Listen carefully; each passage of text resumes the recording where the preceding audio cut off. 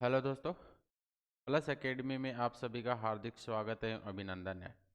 जैसा कि अपन बात कर रहे थे रिट पात्रता परीक्षा 2025 और उस रिट पात्रता परीक्षा के अंदर जो अपना सब्जेक्ट था राजस्थान का भूगोल, यानी कि राजस्थान के भूगोल में अपने आज अपन बात करेंगे राजस्थान के भौतिक प्रदेशों की। और राजस्थान के भौतिक प्रदेश चल रहे थे अपने, और राजस्थान के भौतिक प्रदेशों में अपन ने कल देखा था, थोड़ा सा कल वाला रिवीजन मार लेते हैं कि राजस्थान के भौतिक प्रदेशों को दो भागों में बांटा गया है। एक व्यक्तिगत व्यक्तिगत आधार पे और एक है भौगोलिक कारकों के आधार पे। भौगोलिक कारकों के आधार पे, ठीक है। एक व्यक्तिगत और एक भौगोलिक कारकों के आधार पे अपन ने वर्गीकरण किया था। व्यक्तिगत के अंदर अपन ने सबसे पहले देखा था प्रोफेसर वीसी मिश्रा का। वीसी मिश्रा का इन्होंने राजस्थान को 7 भौतिक प्रदेशों में बांटा था। कितने भौतिक प्रदेशों में? 7 भौतिक प्रदेशों में बांटा था। अरावली, अरावली से पश्चिम में 3 और अरावली के पूर्व में 3। जिस तरीके से अपन देख सकते हैं कि एक सबसे ऊपर जो उत्तरी राजस्थान है वहां पर नहरी क्षेत्र, दूसरा पश्चिमी शुष्क क्षेत्र, और तीसरा था अर्ध शुष्क क्षेत्र। फिर चौथा आ गया अरावली प्रदेश। पांचवा इन्होंने बांटा पूर्वी कृषि औद्योगिक प्रदेश। छठा इन्होंने बांटा बांटा था चंबल बीहड़ वाला क्षेत्र, चंबल बीहड़ प्रदेश। और जो सातवां था वह दक्षिणी पूर्वी कृषि प्रदेश। इस तरीके से वीसी मिश्रा ने 7 भौतिक प्रदेशों में बांटा था और इनकी पुस्तक थी राजस्थान का भूगोल। उसके बाद में बात करें अपन रामलोचन सिंह की। रामलोचन सिंह ने भी राजस्थान को सबसे पहले 3 श्रेणियों में डिवाइड किया, और उस 3 से उन्होंने पहला वृद्ध उपश्रेणी या जो कह सकते हैं उप प्रदेश, और तीसरा था लघु लघु क्षेत्र। वृत्त के अंदर इन्होंने 2 भागों में डिवाइड किया। उप श्रेणियों के अंदर इन्होंने 4, और 4 से लघु श्रेणियों में इन्होंने 12। ठीक है। इस तरीके से रामलोचन सिंह ने जो भौतिक प्रदेशों में डिवाइड किया, सबसे पहले 3 वृद्ध श्रेणियों में डिवाइड किया इन्होंने। ठीक है, 3 श्रेणियों में बांटा। और उसके बाद में वृद्ध श्रेणियां, 2 उप प्रदेश वाले जो क्षेत्र है उप श्रेणियां जिसे कह सकते हैं, और लघु श्रेणियां में 12। उसके बाद में तीसरा जो आता है डॉक्टर हरिमोहन सक्सेना। हरिमोहन सक्सेना, और एक थे इनके साथ में डॉक्टर तिवारी। और इनकी पुस्तक थी राजस्थान का जो प्रादेशिक भूगोल है, जो हिंदी ग्रंथ अकादमी से प्रकाशित होती है। इसके अंदर राजस्थान को 4 भौतिक प्रदेशों में बांटा, जो अपन पढ़ते भी हैं। पश्चिमी मरुस्थलीय प्रदेश, अरावली, तीसरा है पूर्वी मैदानी प्रदेश, और चौथा है हाड़ौती पठार। लेकिन ये तो था व्यक्तिगत आधार पे भौतिक प्रदेश। उसके बाद में अपन बात करें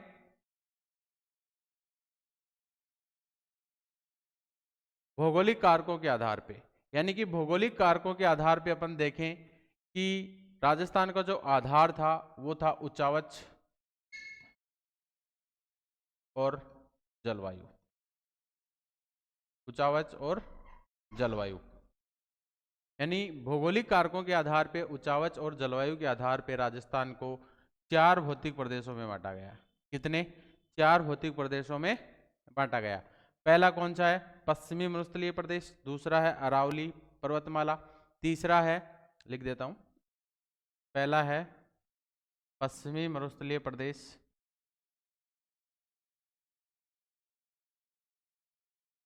दूसरा है अरावली पर्वतमाला। तीसरा है पूर्वी मैदानी प्रदेश। और चौथा है दक्षिणी पूर्वी पठारी प्रदेश। दक्षिणी पूर्वी पठारी प्रदेश। तो जो तीन थे अपना कौन कौन सा, अरावली, दक्षिणी पूर्वी पठारी प्रदेश और जो पूर्वी मैदानी प्रदेश है, ये तो थे तीनों के तीनों उच्चावच के आधार पे। किस आधार पे, उच्चावच के आधार पे। और जो अपना पश्चिमी मरुस्थलीय प्रदेश था, ये था जलवायु के आधार पे। किस आधार पे, जलवायु के आधार पे। तो इस तरीके से भौगोलिक कारकों के आधार पे अपन ने राजस्थान को 4 भौतिक प्रदेशों में डिवाइड किया है और अपन इसी के आधार पर अपन राजस्थान के भौतिक प्रदेशों को पढ़ते हैं। ठीक है, कल अपन ने सबसे पहले बात की थी अपना जो पश्चिमी मरुस्थलीय प्रदेश है उसकी, यानी कि पश्चिमी मरुस्थलीय प्रदेश की बात कर रहे थे अपन कल सबसे पहले।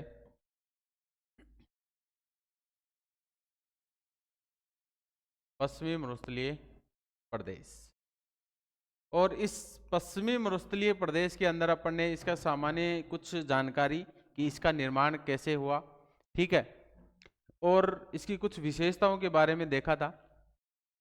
आगे अपन आज थोड़ा सा इसका भी रिवीजन कर लेते हैं कि जो पश्चिमी मरुस्थलीय प्रदेश है, अगर अपन मोटा मोटा सा इसका देखें तो ये इसे थार का मरुस्थल भी कहते हैं। क्या कहते हैं, थार का मरुस्थल भी कहते हैं। थार का मरुस्थल भी कहते हैं। पहली बात तो ये, इसका जो एक अवशेष के रूप में यह हमारे को मिलता है वह है 33 सागर। ये जो पश्चिमी मरुस्थल है ये किसका अवशेष है, 33 सागर का। किसका अवशेष है, 33 सागर का। तीसरी अगर अपन बात करें कि इसका जो निर्माण काल है, निर्माण काल ये टर्सरी युगीन व प्लिस्टोसीन काल में, प्लिस्टोसीन काल में इसका निर्माण होता है। इसका पश्चिमी मरुस्थलीय प्रदेश का। अगर अपन बात करें इसको, इसका जो क्षेत्रफल है वो है 1,75,000 वर्ग किलोमीटर। 1,75,000 वर्ग किलोमीटर। आगे अपन बात करें कि इसकी जो लंबाई है वो लंबाई है इसकी 640 किलोमीटर और इसकी जो चौड़ाई है वो है 300 किलोमीटर। कितनी है, 300 किलोमीटर। आगे अपन बात करें इसकी कि इसका जो ढाल है, इसका जो ढाल है ये उत्तर पूर्व से दक्षिण पश्चिम की ओर। और ये ढाल का पता कैसे चलता है, ये ढाल का पता चलता है एक जो राजस्थान के पश्चिमी क्षेत्र में एक नदी है घग्गर नदी, उसका जो प्रवाहित जो क्षेत्र है वो हनुमानगढ़ से गंगानगर अनूपगढ़ इस तरीके से है। दूसरी जो नदी है यहाँ की लूनी नदी, तो लूनी नदी का जो क्षेत्र है ये उत्तर पूर्व से दक्षिण पश्चिम की ओर है। ठीक है, तो ये सारी की सारी पश्चिमी मरुस्थलीय प्रदेश की एक मोटी सी बातें हैं जो अपन ने कल चर्चा की थी। इसको जो पश्चिमी मरुस्थलीय प्रदेश को अपन ने 2 भागों में बांटा था, एक जहां पर वर्षा की मात्रा के आधार पर अपन ने इसको 2 भागों में बांटा, और जो 25 सेंटीमीटर वर्षा रेखा है ये पश्चिमी मरुस्थल प्रदेश को 2 भागों में बांटती है, एक शुष्क मरुस्थलीय प्रदेश और एक अर्ध शुष्क मरुस्थलीय प्रदेश। कौन सी समवर्षा रेखा, 25 सेंटीमीटर समवर्षा रेखा। तो जो शुष्क मरुस्थलीय प्रदेश है ये राजस्थान के पश्चिम जहां पर 0 से लेकर 25 सेंटीमीटर वर्षा प्राप्त होती है। जो अर्ध शुष्क मरुस्थलीय प्रदेश है यहाँ पर 25 से 50 सेंटीमीटर वर्षा रेखा होती है। ये जो शुष्क मरुस्थलीय प्रदेश है इसे राठी प्रदेश भी कहते हैं, और जो अर्ध शुष्क मरुस्थलीय प्रदेश है इसे बागड़ प्रदेश के नाम से भी जानते हैं। ठीक है, उसके बाद में इसको अपन ने डिवाइड किया था कि जो शुष्क मरुस्थलीय प्रदेश है यहाँ पर बालू का स्तूप का निर्माण होता है, तो उस आधार पे इसको डिवाइड किया, यानी कि बालू का स्तूप युक्त और बालू का स्तूप मुक्त। तो बालू का स्तूप युक्त है इसका भाग ज्यादा है, 58.5% इसका भाग देखने को मिलता है। तो शुष्क मरुस्थलीय प्रदेश को भी अपन दो भागों में डिवाइड कर सकते हैं, बालू का स्तूप युक्त और बालू का स्तूप मुक्त। तो जो मुक्त वाला क्षेत्र है ये कम है 41.5%, और जो युक्त वाला जो भाग है जहां पर बालू का स्तूप का निर्माण होता है वो है 58.5%। जो अर्ध शुष्क मरुस्थलीय प्रदेश है उसको अपन ने चार भागों में डिवाइड किया, जहां पर सबसे पहले घग्गर बेसिन, दूसरा है जो शेखावाटी अंतः प्रवाह वाला क्षेत्र, तीसरा है नागौरी उच्च भूमि वाला, और जो चौथा है लूणी बेसिन। आज अपन उनकी बात करते हैं। जो राजस्थान का जो पश्चिमी मरुस्थलीय प्रदेश है इसके आगे के जो अपन जहां कल अपन ने छोड़ा था उससे आगे की बात करते हैं। तो जो शुष्क मरुस्थलीय प्रदेश है अपन ने अभी चर्चा की कि पश्चिमी मरुस्थलीय प्रदेश को दो भागों में डिवाइड किया है, एक शुष्क मरुस्थलीय प्रदेश और एक है अर्ध शुष्क मरुस्थलीय प्रदेश। तो जो शुष्क मरुस्थलीय प्रदेश है इसका अगर अपन अर्ध शुष्क मरुस्थलीय प्रदेश को दो भागों में डिवाइड करने वाली एक समवर्षा रेखा है 25 सेंटीमीटर समवर्षा रेखा, यानी कि 25 सेंटीमीटर से कम वर्षा हमारे को प्राप्त हो रही है तो वो कौन से क्षेत्र में आएगा, शुष्क मरुस्थलीय क्षेत्र के अंदर आएगा। ठीक है,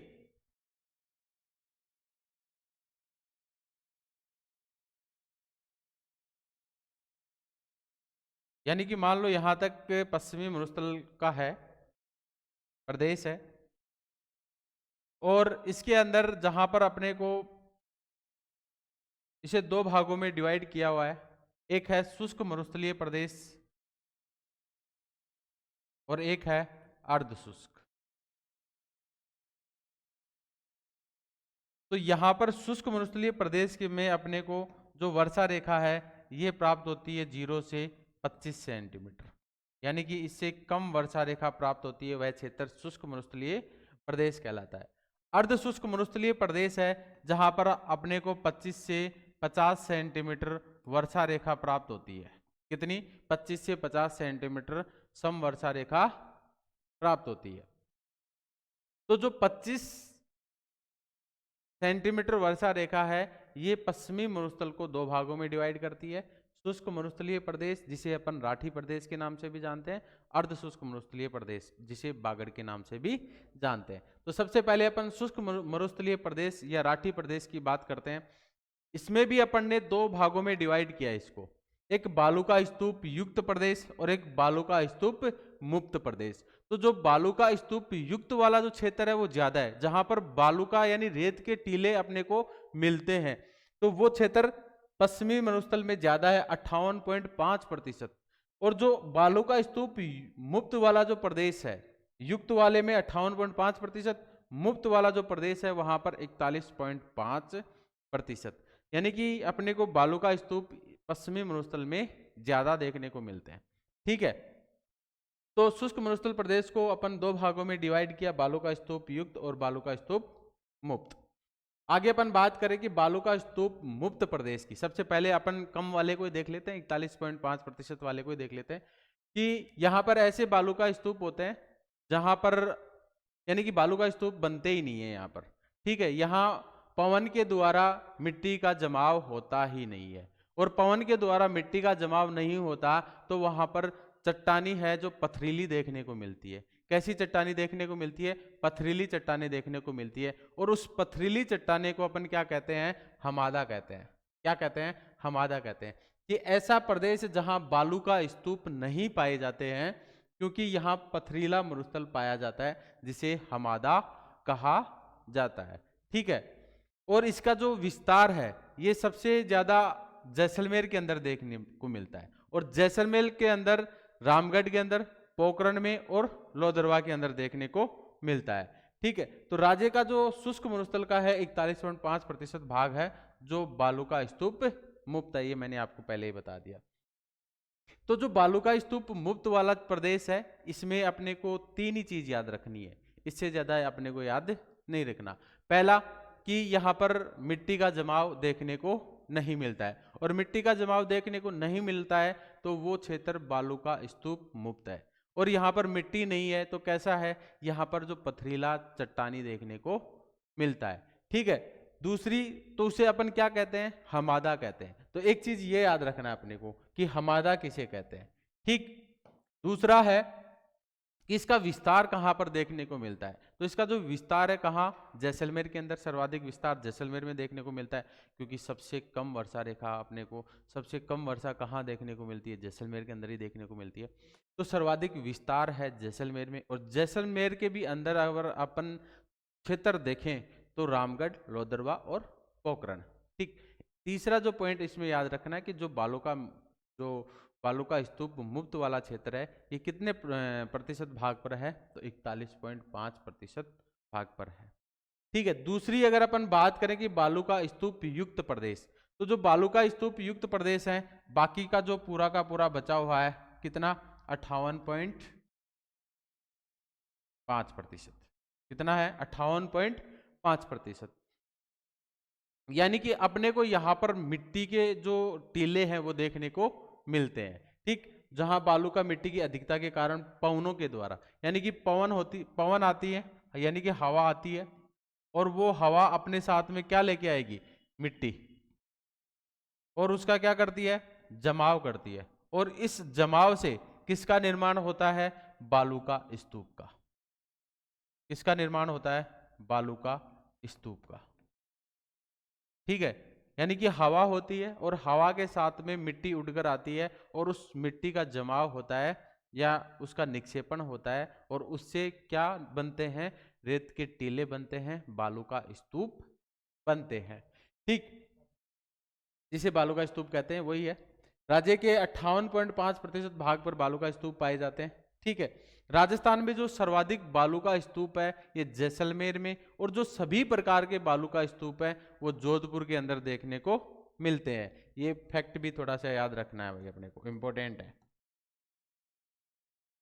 आगे अपन बात करें कि बालू का स्तूप ये स्थिर नहीं होते हैं, ये क्या होते हैं, गतिशील होते हैं। ये हवा के द्वारा उड़कर किसी दूसरे स्थान पर भी जाते हैं, यानी कि इनका स्थानांतरण होता रहता है। यानी कि बालू का स्तूप है, स्थिर न होकर स्थानांतरित होते हैं, जिनके कारण मरुस्थल का क्या होता है, विस्तार होता है। अब अपने को यहाँ पर कुछ राजस्थान में बालू का स्तूप यानी रेत के टीले जो मिलते हैं, ये विभिन्न विभिन्न प्रकार की आकृतियों में देखने को मिलते हैं। तो उस आधार पर अपन ने जो बालू का स्तूप के प्रकार हैं उनकी बात करते हैं। सबसे पहले यहाँ पर देखने को जो मिलता है अपने को बालू का स्तूप, वो है बरखान। कौन सा है, बरखान, बहुत बार सुना होगा।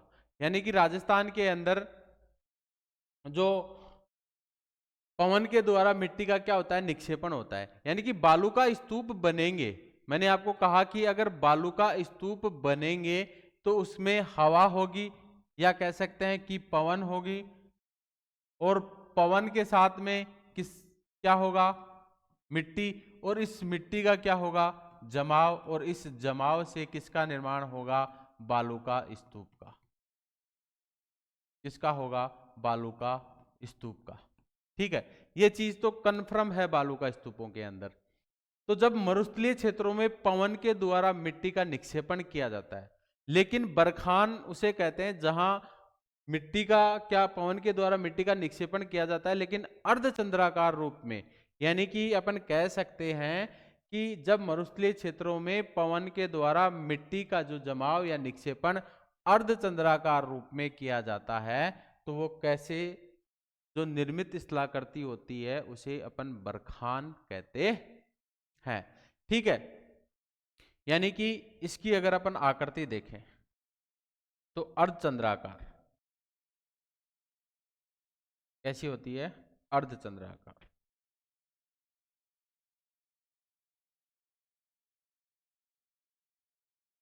इस तरीके से, और हवा इस तरीके से आती है,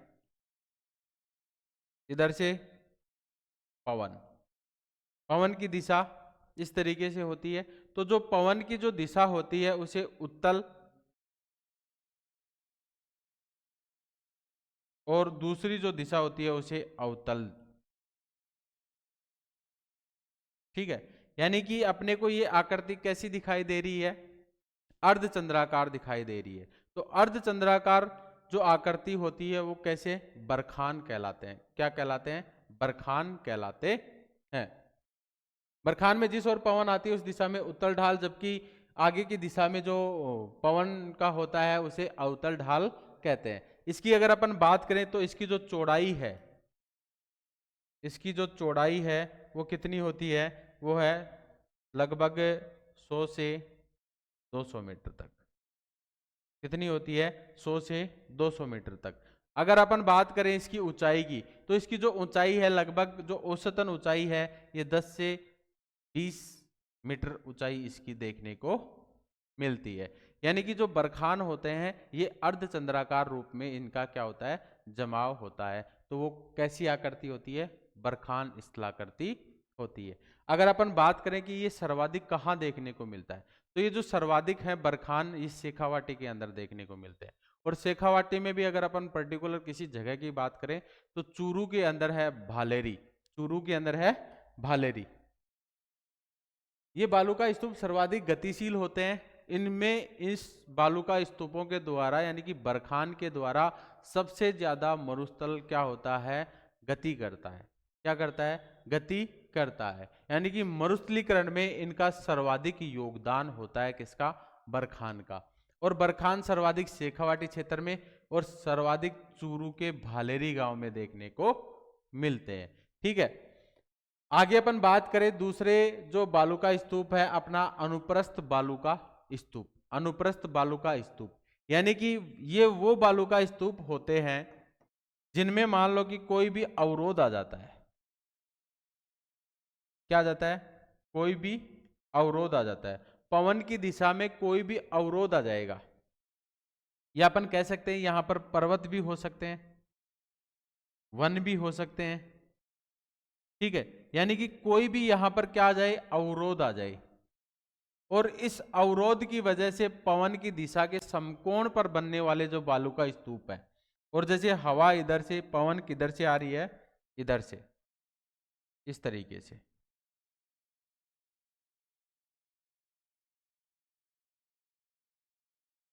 तो किसी भी अवरोध की वजह से जो बालुका स्तूप बनते हैं, तो पवन आई और इस पवन के द्वारा यहां पर क्या कर देगी, मिट्टी का जमाव करेगी इस अवरोध के कारण।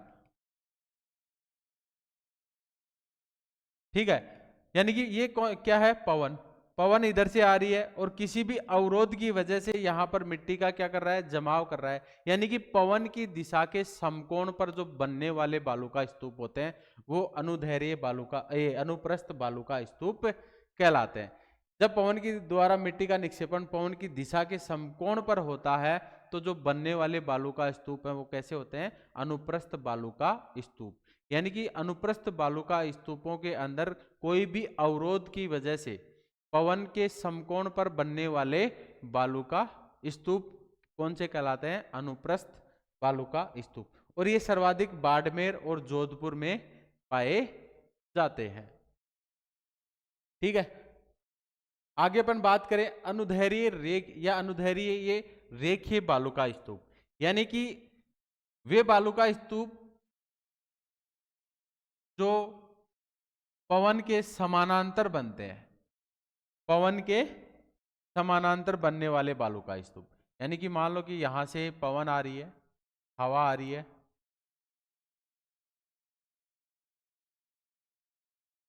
हवा, और यहां पर कोई भी क्षेत्र इस के सहारे सारे इस तरीके से पवन आ रही है इस तरीके से, और इनके सहारे सारे बनने वाले, यानी कि पवन के दिशा के समानांतर,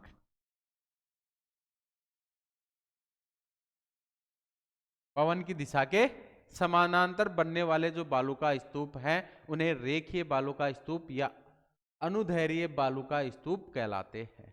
ठीक है, जब मिट्टी का निक्षेपण पवन की दिशा के समानांतर होता है तो निर्मित स्थलाकृतियों को अनुदैर्घ्य या रेखीय बालुका स्तूप कहते हैं। और ये सर्वाधिक कहां पर देखने को मिलते हैं, जैसलमेर के अंदर देखने को मिलते हैं। कहां पर देखने को मिलते हैं भाई, जैसलमेर के अंदर देखने को मिलते हैं। चौथा जो अपना बालुका स्तूप है वह है तारानुमा बालुका स्तूप। कौन सा है, तारानुमा बालुका स्तूप। इसमें क्या होता है कि अनियमित हवा चलती है कई बार। कैसी, मान लो कि इधर से भी हवा आ जाती है, इधर से भी हवा आ जाती है, इधर से भी हवा आ जाती है। तो अनियमित जब हवा चलती है तो इस अनियमित हवाओं की वजह से जो तारानुमा बालुका स्तूप बनते हैं, यानी कि एक तीन या तीन से अधिक भुजाओं वाले जो बालू का स्तूप बनते हैं उन्हें तारानुमा बालू का स्तूप कहते हैं। और इनका जो निर्माण होता है ये अनियमित हवाओं की वजह से होता है।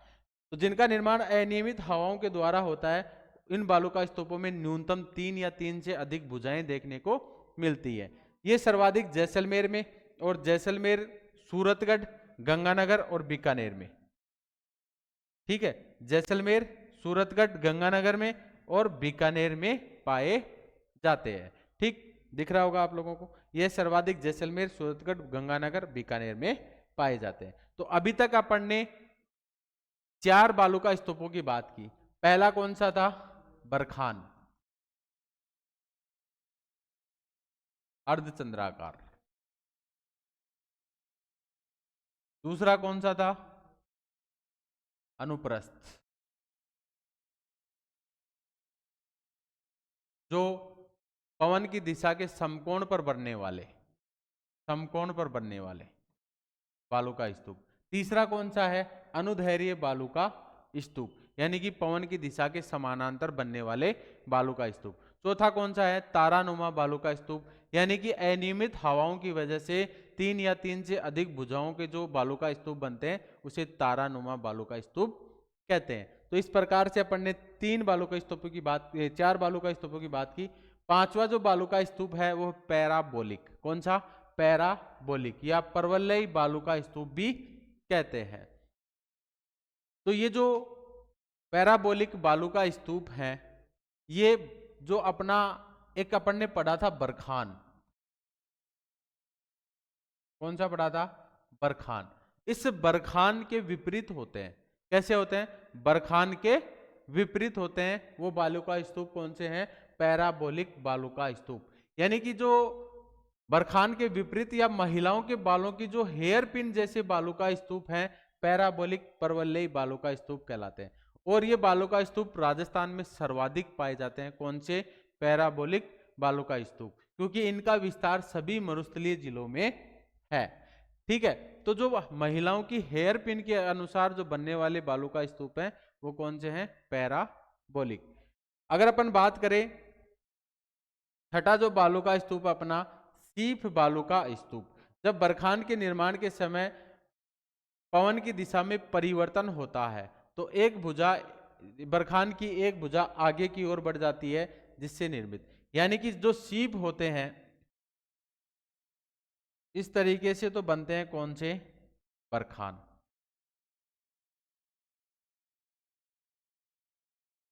ये कौन से हैं? बरखान। ठीक है, अब जो सीप बालू का स्तूप है वो कैसे बनते हैं? तो जो सीप बालू का स्तूप है, यानी कि यहां से जो हवा आती है, इधर से हवा आती है,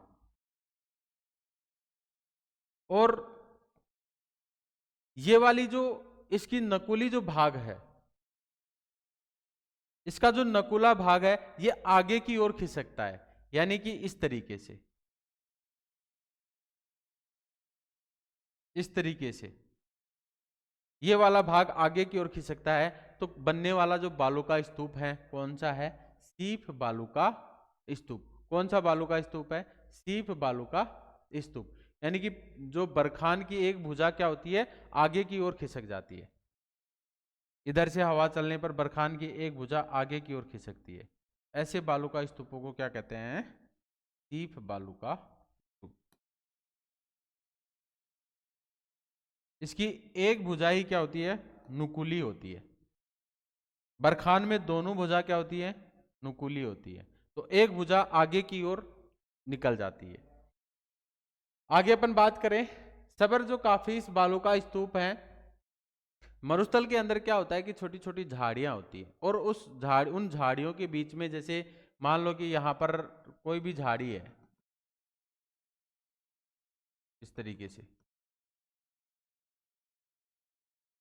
छोटी छोटी झाड़ियां होती हैं इस तरीके से, और इन झाड़ियों में जब हवा चलती है तो मिट्टी का जमाव यहां पर देखने को मिलता है। कहां पर? इन झाड़ियों में।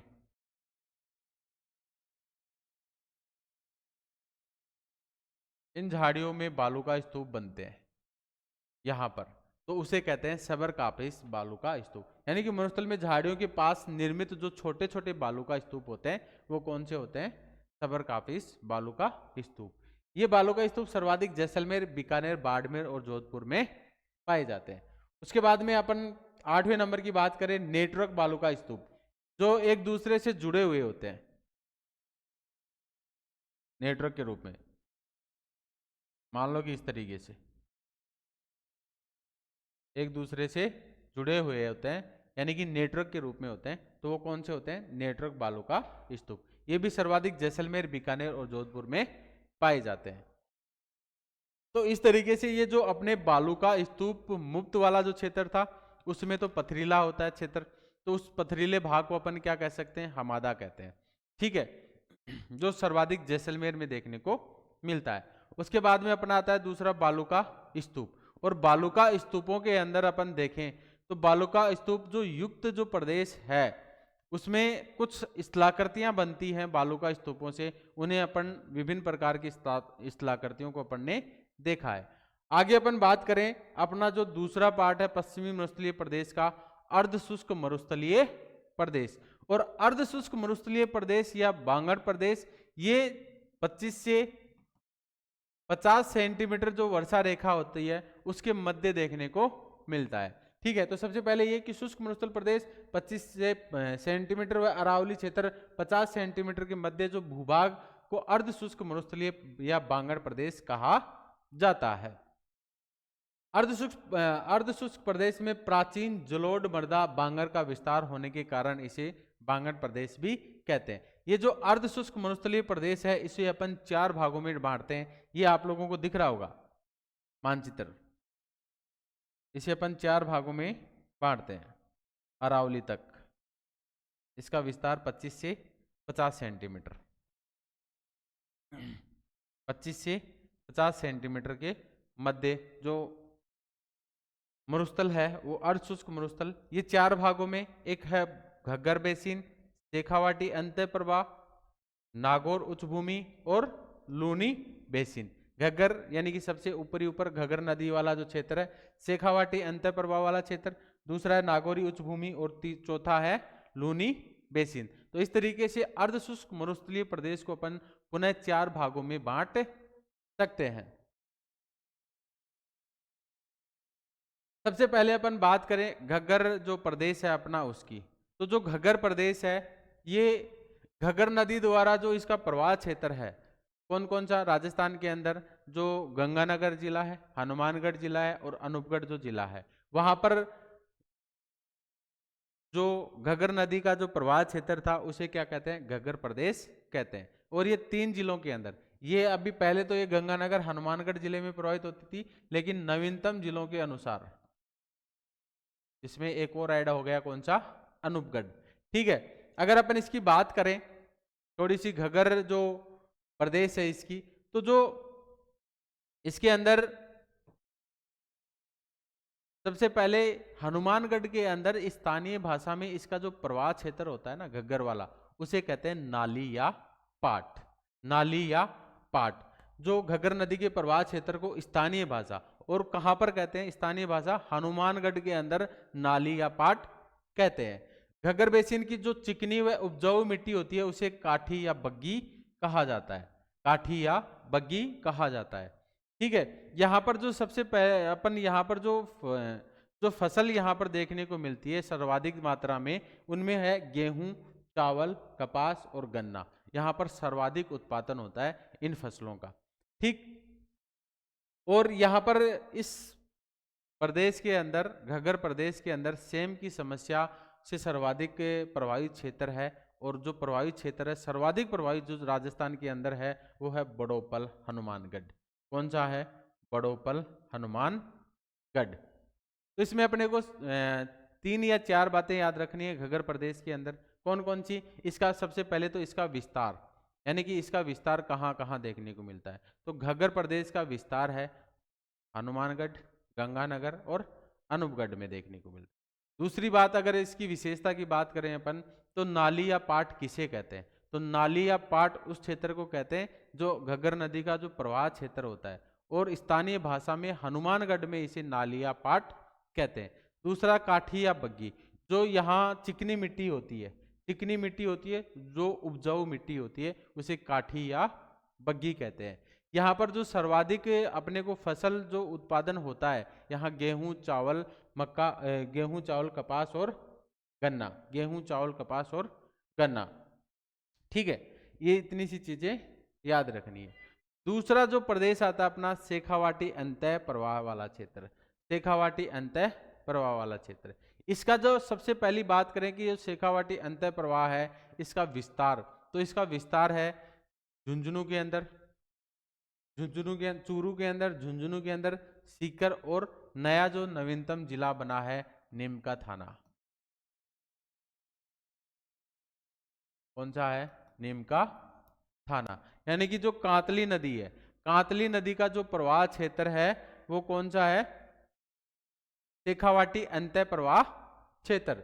इसका जो विस्तार है ये चूरू, झुंझुनू, सीकर, नीमका थाना में देखने को मिलता है। और यहाँ की जो प्रमुख जो नदी है वो कौन सी नदी है?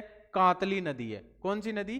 कांतली नदी। यानी कि शेखावाटी के अंदर एक नदी बहती है कांतली नदी, उसका जो प्रवाह क्षेत्र है वही क्या है? शेखावाटी अंतः प्रवाह क्षेत्र। यहां पर अगर अपन बात करें कुछ विशेषताओं की, तो जो शेखावाटी में पानी के जो कच्चे कुएं होते हैं उनको क्या कहते हैं? जोड़ कहते हैं। क्या कहते हैं? जोड़ कहते हैं। और जो कांतली नदी के अपवाह क्षेत्र को तोरावाटी कहा जाता है। यानी कि कांतली नदी का जो अपवाह क्षेत्र होता है उसे क्या कहते हैं? तोरावाटी कहा जाता है, जिसका विस्तार सीकर और झुंझुनू और नीमका थाना में देखने को मिलता है। यानी कि सीकर, झुंझुनू, नीमका थाना वाला जो क्षेत्र है उसे तोरावाटी के नाम से भी जानते हैं। शेखावाटी में मानसून में बनने वाले जो तालाब होते हैं, यानी कि शेखावाटी के अंदर जो मानसून जब वर्षा होती है उस समय छोटे छोटे तालाब होते हैं ना, उन तालाबों को कहते हैं सर। क्या कहते हैं? सर कहा जाता है। उसके बाद में बात करें कि शेखावाटी क्षेत्र में जो चारागाह भूमियां होती हैं उसे बीड़ कहते हैं। जहां पर अपन पशु चारण करवाते हैं वो क्षेत्र क्या कहलाता है? जो खाली जमीन पड़ी होती है, भूमि पड़ी होती है, उसे क्या कहते हैं? बीड़ के नाम से जानते हैं। तीसरा जो अपना है वह है नागौरी उच्च भूमि। जो नागौरी उच्च भूमि है ये नागौर, डीडवाना, कुचामन व कुछ भाग अजमेर में है। इसका कुछ थोड़ा सा भाग है अजमेर के अंदर, कोई ज्यादा नहीं, कुछ अंश है, ज्यादा नहीं है। ठीक है, तो ये नागौरी उच्च भूमि है, ये नागौर के अंदर ही देखने को मिलती है। नागौर और एक जो नवीनतम जिला बना है डीडवाना कुचामन। कौन सा? डीडवाना कुचामन, एक ही नाम है भाई, ये नवीनतम जिला।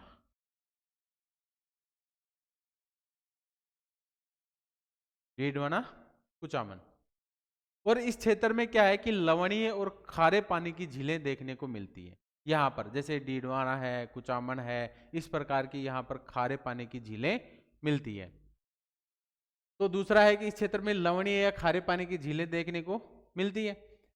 जो एक यहाँ पर खारे पानी की वजह से एक कुब्बड़ पट्टी या अपन कह सकते हैं बांका पट्टी, जो नागौर से अजमेर, और नागौर का एक क्षेत्र है जायल। कौन सा है? जायल। और वहां से पुष्कर अजमेर के मध्य स्थित है, जहां फ्लोराइड की मात्रा अधिक पाई जाती है, सर्वाधिक पाई जाती है। और इस फ्लोराइड की वजह से यहां पर एक रोग हो जाता है मानव के अंदर। कौन सा? फ्लोरोसिस रोग। कौन सी बीमारी हो जाती है? फ्लोरोसिस। यानी कि इसके अंदर, इस बीमारी के अंदर क्या होता है कि हड्डियां कमजोर हो जाती हैं।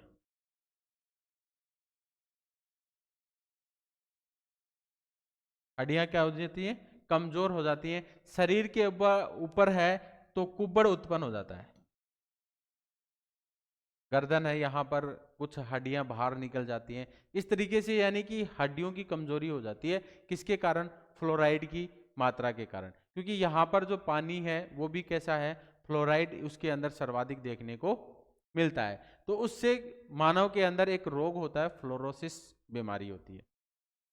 और राजस्थान में फ्लोराइड युक्त जल की समस्या से सर्वाधिक जो प्रभावित जिला है राजस्थान के अंदर वो कौन सा है? नागौरी है।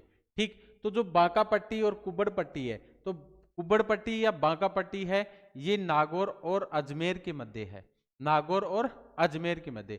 अगर अपन क्षेत्र की, विशेष क्षेत्र की बात करें तो जायल से लेकर पुष्कर के मध्य कुब्बड़ या बांका पट्टी पाई जाती है। आगे अपन बात करें लूनी बेसिन की। चौथा जो अर्धशुष्क मरुस्थलीय प्रदेश है लूनी बेसिन, यानी कि जहां पर लूनी नदी का प्रवाह क्षेत्र है उसे क्या कहते हैं, लूनी बेसिन। इसे एक अन्य नाम से भी जानते हैं, गोडवाड़ प्रदेश।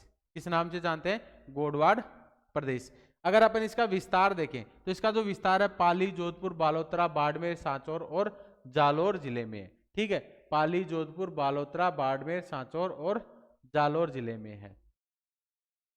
यहां पर एक कुछ नेहड़ या नेष्टा है जो जालोर तथा सांचौर में जो जल संरक्षण की एक विधि है। जालोर और सांचौर में जो जल संरक्षण करते हैं ना अपन, वर्षा का जो जल संरक्षण करते हैं उसे नेहड़ या नेष्टा कहा जाता है। आगे अपन बात करें, अभी तक अपन ने 4 जो भौतिक प्रदेश थे अपने, जिसमें अर्धशुष्क मरुस्थलीय प्रदेश के कुछ अपने 4 भागों में बांटा था उसको। सबसे पहले घग्गर बेसिन, दूसरा है शेखावाटी, तीसरा है लूनी बेसिन और चौथा है कौन सा, नागौरी उच्च भूमि। इस तरीके से अपन ने 4 अर्धशुष्क मरुस्थलीय प्रदेशों को डिवाइड किया, उनकी बात की। आगे अपन यहाँ पर जो पश्चिमी मरुस्थल के अंदर कुछ महत्वपूर्ण बिंदु या तथ्यों की बात करते हैं जो कई बार क्वेश्चन पूछ लेता है एग्जामिनर। तो सबसे पहले आता है खड़ीन या पलाया झील। खड़ीन या पलाया झील होती क्या है, यानी कि जैसलमेर में ये सर्वाधिक देखने को मिलती है।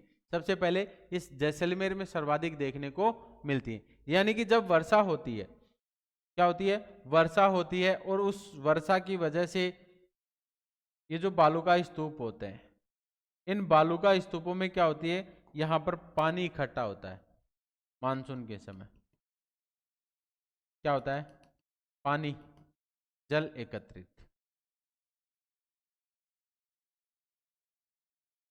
और इस जल एकत्रित को ही क्या कहा गया, खड़ीन या पलाया कहते हैं। ये जो झीलें होती हैं इसे अपन क्या कह सकते हैं, झील। पानी इकट्ठा हुआ तो इसे क्या कहा, झील कहा। और ये जो झील होती है अस्थायी होती है। क्या होती है, अस्थायी होती है, स्थायी नहीं होती है भाई।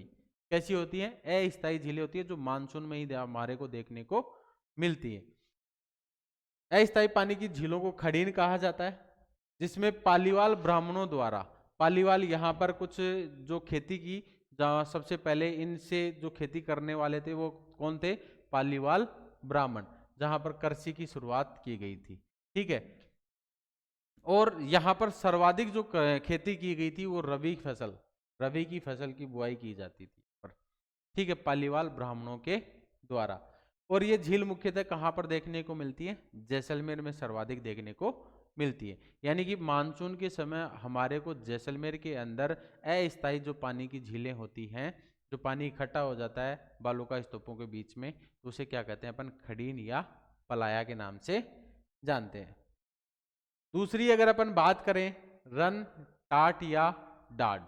रन, टाट या डाड, यानी कि जो मरुस्थलीय क्षेत्र है वहां पर लवणीय, दलदलीय और अनुपजाऊ जो भूमि होती है, लवणीय, दलदलीय व अनुपजाऊ भूमि होती है, उसे रन या टाट के नाम से जानते हैं।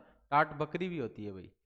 ठीक है, राजस्थान में सर्वाधिक जो रन है जैसलमेर और बाड़मेर में देखने को मिलते हैं। अगर अपन बात करें राजस्थान के अंदर कुछ रन की, यानी कि जो लवणीय और दलदली जो भूमि होती है उसे रन या टाट कहते हैं। जो मानचित्र में अपन सबसे पहले बात करें, जैसलमेर के अंदर देखने को मिलता है अपने को कौन सा रन, भाकरी और पोखरण। पोखरण और भाकरी है, ये कहां पर है, जैसलमेर के अंदर है। बाड़मेर के अंदर एक रन देखने को मिलता है थोब, कौन सा है, थोब। फलोदी के अंदर, अब हमारे को फलोदी और बाप के नाम से 2 प्रकार के रन देखने को मिलते हैं। यानी कि फलोदी क्या है कि एक नवीनतम जिला है। कैसा है, नवीनतम जिला। और पहले तो यहां पर क्या लिखा आता था, यहां पर आता था जोधपुर,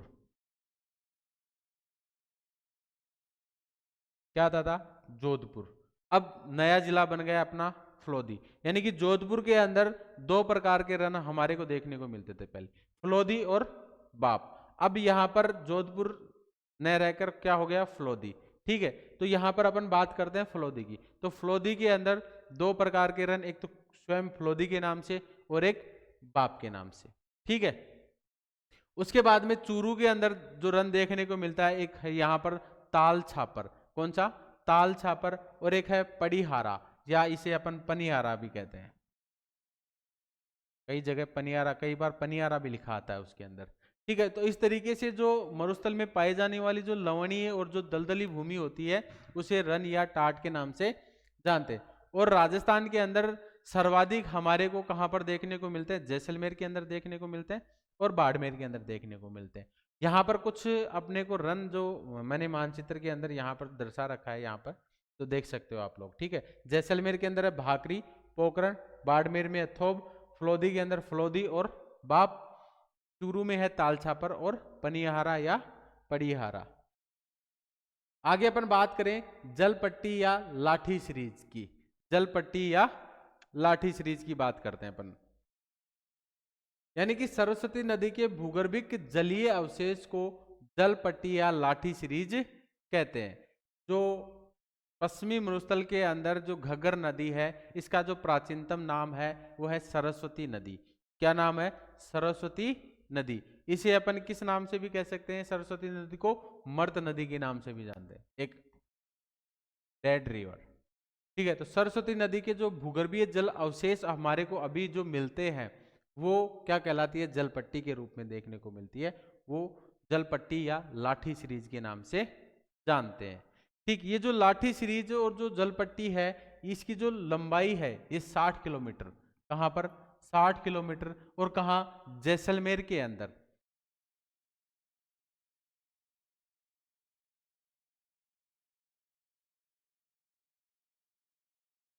जो सरस्वती नदी का एक प्रवाह क्षेत्र था, इसका अपने को अभी अवशेष के रूप में यहाँ पर कुछ जलीय भाग के रूप में अपने को देखने को मिलता है। ये जैसलमेर के अंदर अपन बात करें पोखरण से मोहनगढ़ के मध्य,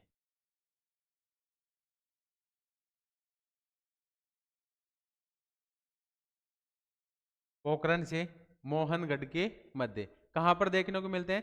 जैसलमेर के अंदर देखने को मिलते हैं। ठीक है, और इनकी जो लंबाई है, इसकी जो लंबाई वो कितनी है? 60 किलोमीटर लंबाई। एक जलपट्टी के नाम से कितनी है? 60 किलोमीटर की इसकी लंबाई है जैसलमेर के अंदर, पोखरण से मोहनगढ़ के मध्य। ठीक है,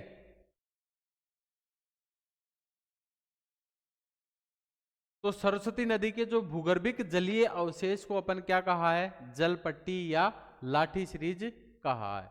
जैसलमेर में पोखरण से मोहनगढ़ के मध्य 60 किलोमीटर की लंबाई में भूगर्भीय जलपट्टी, जहां यहां पर एक घास पाई जाती है, सेवण घास। कौन सी घास है? सेवण घास। इस जलपट्टी के ऊपर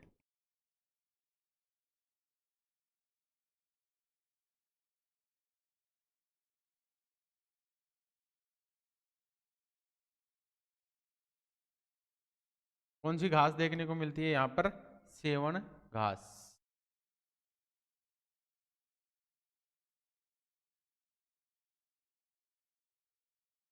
और ये जो सेवण घास है, ये अपना एक पक्षी है, गोडवान पक्षी। कौन सा? गोडावन पक्षी। गोडावन पक्षी, उसकी क्या है? शरण स्थली है। क्या है? शरण स्थली। क्या है? शरण स्थली। तो इस तरीके से ये जो जलपट्टी है, ये लाठी सीरीज भी कहते हैं। ये जैसलमेर के अंदर मोहनगढ़ से पोखरण के मध्य हमारे को देखने को मिलती है। इसकी जो लंबाई है वो 60 किलोमीटर है। ठीक, यहाँ पर एक चांदन नाम का गांव है, चांदन गांव।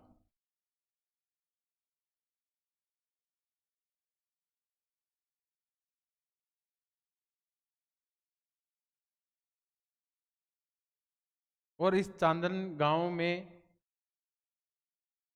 बहुत सारे नल हैं यहाँ पर पानी के।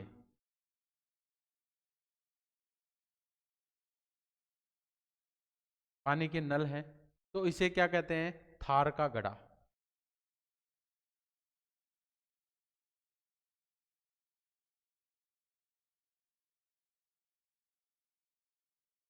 चांदल जो नलकूप है उसे क्या कहते हैं? थार का घड़ा। ठीक है, जो अपने को इस जल पट्टी के ऊपर ही देखने को मिलता है। वहां पर बहुत सारे उस गांव के अंदर नल लगे हुए थे पानी पीने के लिए, पानी निकालने के लिए, उसे क्या कहते हैं? थार का घड़ा भी कहा गया है। ठीक है, तो इस तरीके से ये जो जल पट्टी है लाठी सीरीज है, जैसलमेर में देखने को मिलती है। 60 किलोमीटर की उसकी लंबाई है।